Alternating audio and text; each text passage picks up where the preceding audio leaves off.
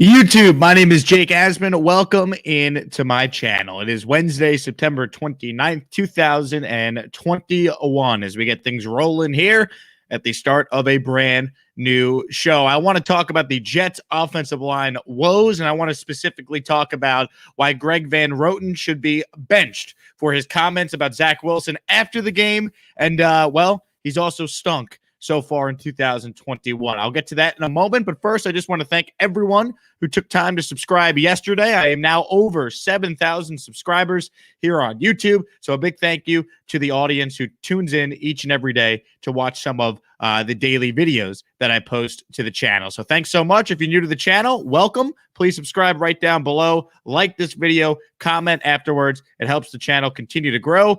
In the coming days, I should have a really cool announcement regarding a new sponsor on the channel, so stay tuned for that. I think if you're a football fan, and I'd imagine if you watch my videos, you are a football fan, you're going to be really, really excited about this sponsor that's coming on board. So keep that in mind as well, but please subscribe down below and continue to watch the channel each and every day. So I mentioned it. Jets offensive line has not been good. Obviously, Zach Wilson has struggled at times through 3 games, but you're talking about a rookie quarterback who needs help from players around him. Like the Jets O-line, I didn't think was going to be great, but it should not be this bad. And I understand Mekhi Becton's injured, but that's not an excuse, right? The Jets should not be going back-to-back games without scoring a touchdown pass. Like that is just that's just a joke. That cannot happen. So 0-3 for the 3rd straight season. They got to figure it out, and they got to figure it out quick. No one's expecting a win against the Titans on Sunday, but I think the bar for the Jet fan was so low. We just want competitive football, and there's 14 games to still turn things around.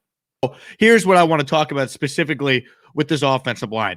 Greg Van Roten has been terrible. He has allowed 15 pressures this season. That is the 2nd most in the NFL among right guards. I have some deeper numbers here to go through. So if you look at Van Roten's pressure rate, right, 2nd most in the NFL among right guards, it's 1 fewer than George Fant, Morgan Moses, and Connor McGovern combined. So basically, I mean, GVR has been such a liability on this offensive line that if you really just remove him, I feel like this line could be a heck of a lot better than what we've seen so far. I mean, there have been specific instances when you go back and watch the film where Greg Van Roten's allowing a pressure that's preventing Zach Wilson from getting a ball off to an open receiver downfield. There's been a lot of issues through 3 games with different aspects of the offense. Quarterback was horrendous against the Pats. You've had the drops and the pressures, with this team. I mean, the Jets are 2nd in the NFL in drops, and obviously the offensive line has been bad. Like that's a recipe for disaster when you talk about having to start a rookie quarterback. So the question has to be asked, should the Jets bench Greg Van Roten? And you look at the numbers here, the run block win rate for the Jets offensive line, GVR is 58th out of 66 in that category. So he's the 58th worst guard in the league in run block win rate. These stats are according to Next Gen. Pass block win rate for Greg Van Roten, 59th out of 67th. 59th. So you're talking about a guy that is an absolute liability on the right side of the Jets offensive line. He's allowed one of the worst run block win rates and pass block win rates. 59th in pass blocking, 58th in run blocking. Now you might be saying, okay, what about the rest of the Jets offensive line? Pass block win rate for the Jets at center, that's McGovern, 14th out of 32. That's about league average.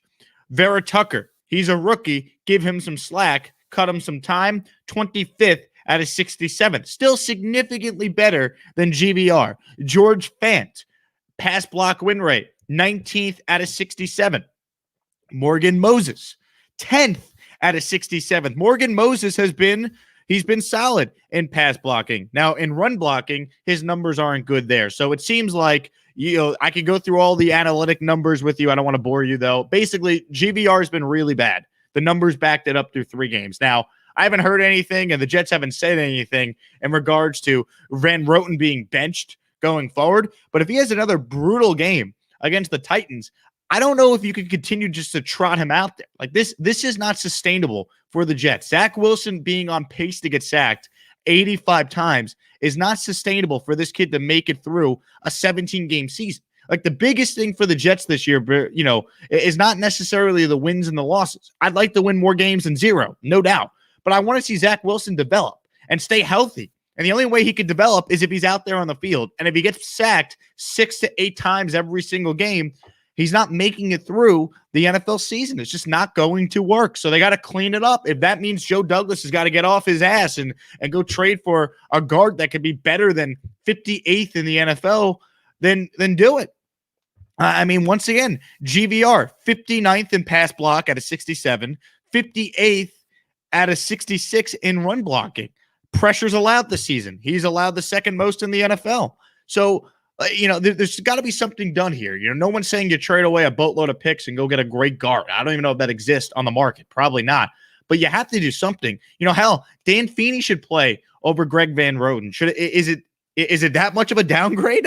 How bad is Dan Feeney if he can't crack this lineup? So I know it's only 3 games. The Jets have a new offensive system, new offensive coordinator. It's a zone blocking scheme, which is different than what they ran previously. So there's certainly an adjustment process. I understand Mekhi Becton's hurt, but you have to do something with this offensive line because there's no excuse for it to be this bad. No one thought the Jets had the 2009 Jets offensive line this season, but it should be better than this. And then, GVR after the game, his full quote was not as bad as like the isolated version where it's like, oh, well, Zach needs to get the ball out quicker. But even still, man, no one wants to hear that from you when you've been as bad as you've been. Like if Alan Faneca is saying that, great. He's a Hall of Famer. Greg Van Roten stinks. He's been horrible. And it kills me to have to rip him because he's from Long Island like I am. He's, obviously a local kid, Long Beach, New York, Rockville Center. It's a cool story that he gets to play for the Jets, but he's got to play better. It's as simple as that. He's got to be better. This team, it's not like the Jets had Super Bowl expectations, obviously, but man, we have expectations to be competitive. And the only way to be competitive is to let Zach Wilson make his mistakes, make his plays. He's not going to be able to make his plays if Greg Van Roten can't protect him.